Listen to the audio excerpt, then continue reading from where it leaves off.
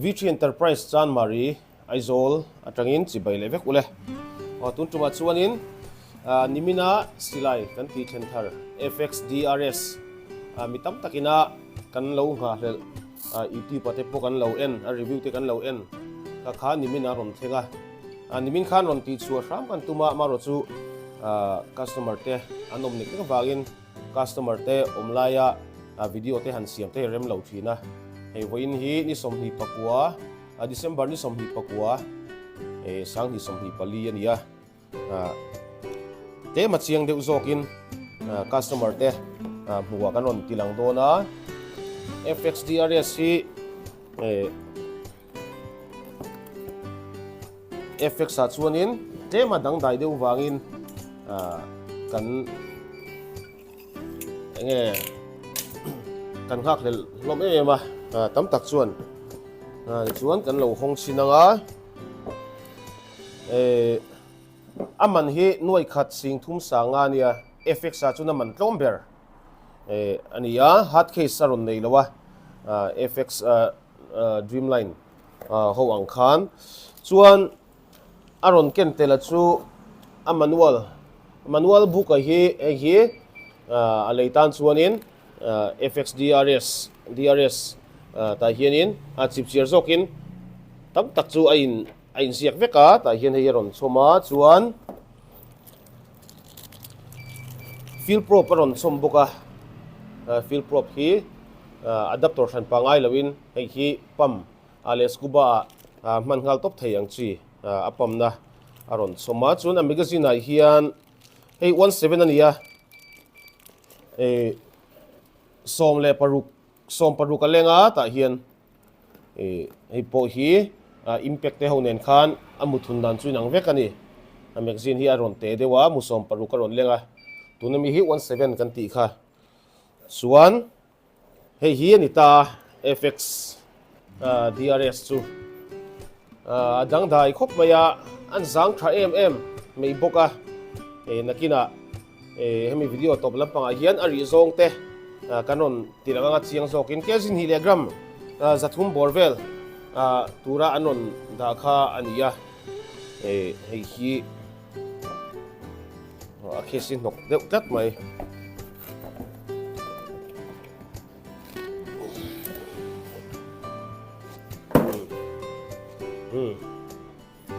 hei hi V3 Enterprise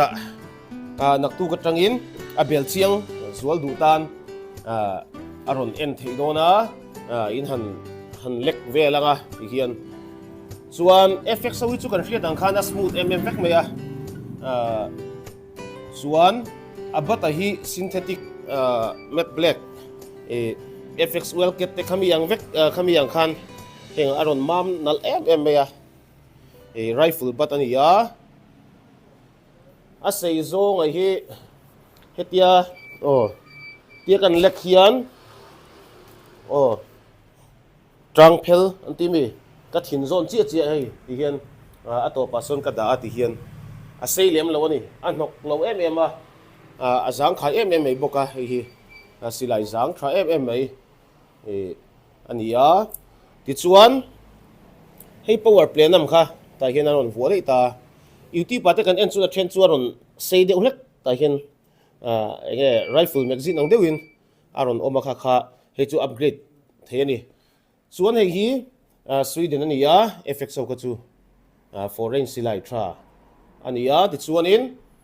17 le 2225 upgrade the vek ani chuan helai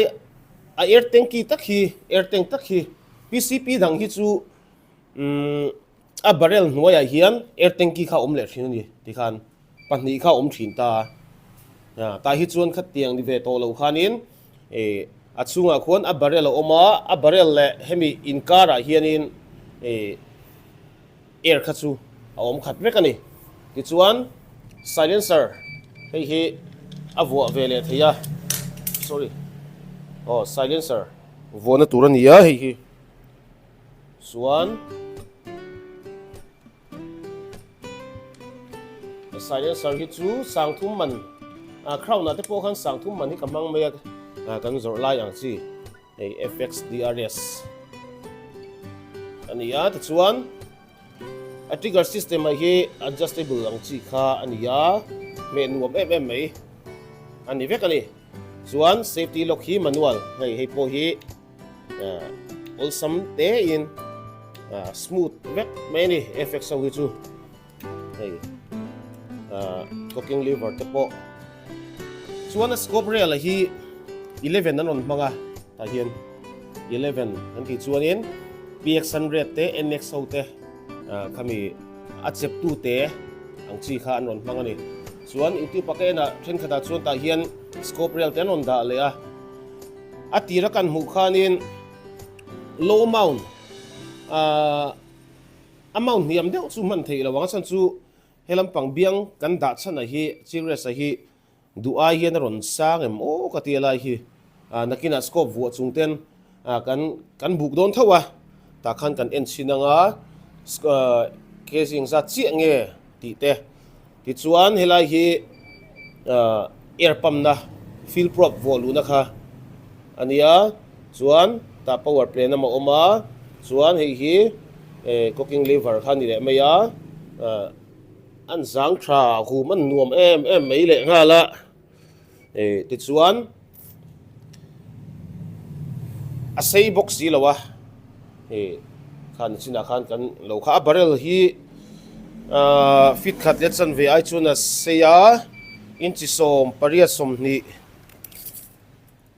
inchi som ni chi ani hi a barrel se zong a hi inchi som ni chi ania ti chuan a ka hi tha le tur ani tam tak chuanin kan hak lel to em a enge itipa te kan lo en na satwa hei helai a barrel le air tanki a khan pa om lo ringot te po hian na tinal em mai ni ti chuanin nakina scope om lo ten kan buk chinanga a barrel se zong kha inchi som ni chuan an silencer hi lo ngak lok mai u hemi silencer hi FX Wellcat te crown na te khan kamang phina impact ate chuna ron som sa chuan hei hi ta khana vole thei chi ani chuan a ri zong hi scope om loin kan engine le donia hemi dota hian o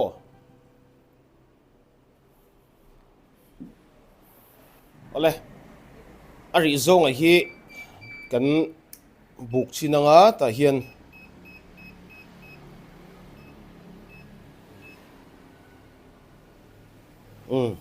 a zero tilam a hian n2 om boka scope tel lo hian a silai hlang chaw hi kejing zat nge kezin hi le gram zathum som sari kezin hi le gram zanhi som thum pasari kezin hi le gram zanhi som thum pasari ania hi le gram zanhi borvel mo hi scope tel lowin ta chuan tuna ka scope zang khai te wo chuna ri don lawat ma se ka scope hi ka scope duber tun anglaya kanin lawa chuan man to tuk lo cheng sing hi ania hi vector optics aston 318 mani khan som pangaron theng le hala amaro chu tulak an boy deu wagin karon advertisement karon na tilang lawa aston scope hi tuna hian stock kan nei lai ni chuan scope nen hian kg thum le gram za som ni kg thum le gram za som ni ania scope tan lo khan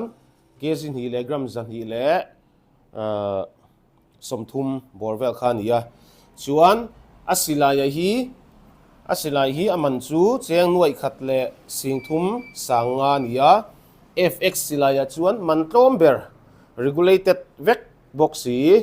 ania